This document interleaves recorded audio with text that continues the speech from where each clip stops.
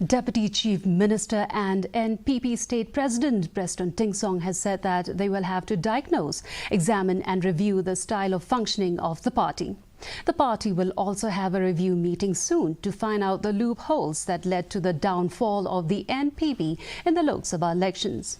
The NPP, despite being in power in Meghalaya, failed to retain the Tura seat and also performed badly in Shillong. Earlier, Tingsong also dared anyone to file an FIR against him and the departments he is holding if there are any instances of corruption. We will have a meeting very soon.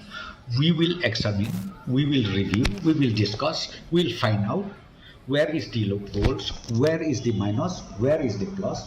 Then, accordingly, action will be taken. Because as I said to you, losing election with thumping majority or with a very thin margin does not make any difference. Once you're losing means you're losing.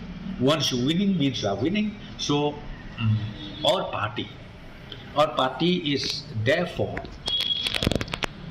very soon we'll sit down, we'll discuss, we'll do the research about all this, and then after that necessary correction, necessary action will be taken. The KHAD